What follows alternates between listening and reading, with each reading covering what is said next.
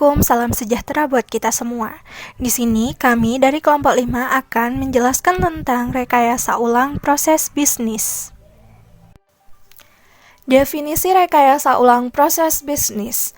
Definisi rekayasa ulang menurut Manganelli dan Klein memuat 4 kata kunci, yaitu yang pertama, proses adalah serangkaian aktivitas yang mengubah masukan menjadi keluaran. Terdapat 3 aktivitas dalam proses, yaitu value adding activities, hand-off activities, dan control activities. Yang kedua, strategic and value added. Yang ketiga, optimizations of workflow and productivity in organization, yaitu meningkatkan profitabilitas, pangsa pasar, dan pendapatan tingkat pengembalian investasi dan aset. Yang keempat, yaitu rapid, radical, and redesign.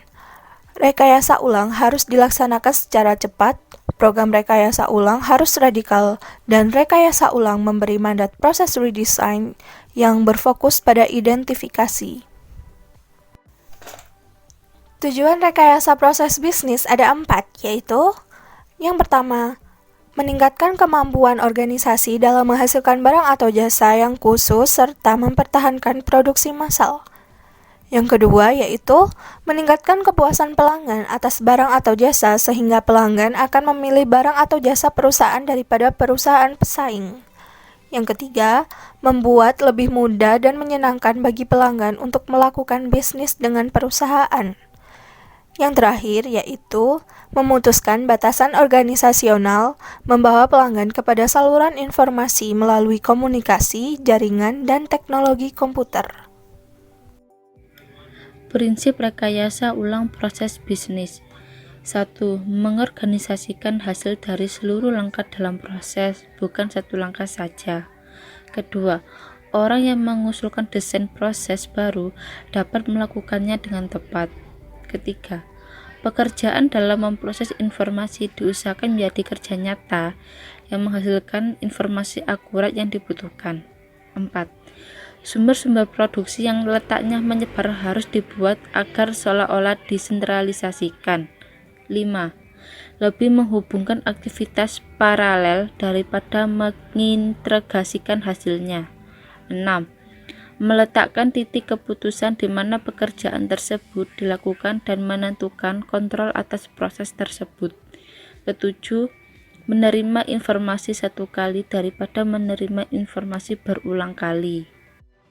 Tahapan dasar rekayasa ulang proses bisnis yang pertama, rating, yaitu memikirkan kembali tujuan yang akan dicapai saat sekarang dengan asumsi yang diperlukan untuk menentukan apakah tujuan tersebut masih bisa digunakan pada komitmen yang baru untuk memenuhi kepuasan pelanggan di waktu yang akan datang. Yang kedua, redesign, yaitu mencakup analisis tentang cara organisasi dalam memproduksi barang dan jasa, bagaimana struktur kerjanya, siapa yang menyelesaikan suatu tugas tertentu, dan apa hasil yang dicapai dari masing-masing prosedur tersebut. Yang ketiga, retool, yaitu mencakup evaluasi tentang keuntungan atau manfaat yang diperoleh dari teknologi mutakhir yang digunakan khususnya pada electronic work dan data processing system untuk menentukan kemungkinan merubah teknologi tersebut agar kualitas meningkat. Berikutnya yaitu melakukan BPR, kesalahan dan keberhasilan BPR. Dari gambar di samping dapat disimpulkan bahwa kuadran 1, bertahan hidup atau survival, mengindikasikan kritik untuk memperbaiki kinerja bisnis secepatnya. Kuadran 2, meluncurkan atau launch, mengindikasikan kritik untuk memperbaiki kinerja perusahaan akan mendapatkan keuntungan dari menginvestasikan untuk pengembangan kemampuan BPR dan mengadakan usaha secepatnya. Kuadran 3, mempertimbangkan kembali atau reconsider, mengindikasikan bahwa perusahaan sehat dan membutuhkan sedikit perbaikan yang dramatis di masa yang akan datang. Dan kuadran 4, keuntungan atau advantage, mengindikasikan bahwa meskipun tidak terdapat desakan untuk perbaikan yang dramatis, namun merupakan suatu keuntungan strategik untuk mengambil inisiatif dalam melakukan BPR. Jenis-jenis perubahan terjadi jika suatu perusahaan merekayasa bisnisnya menurut Hammer dan Kempy adalah sebagai berikut. Yang pertama, Unit-unit berubah dari departemen fungsional menjadi tim-tim proses. Yang kedua, pekerjaan-pekerjaan berubah dari tugas-tugas sederhana menjadi kerja berdimensi banyak. Yang ketiga, peran karyawan berubah dari bawah kontrol menjadi berinisiatif. Yang keempat, persiapan pekerjaan berubah dari pelatihan menjadi pendidikan.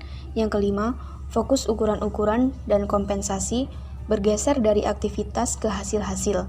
Yang keenam, kriteria kenaikan pangkat berubah dari kinerja ke kemampuan. Yang ketujuh, nilai-nilai berubah dari protektif menjadi produktif.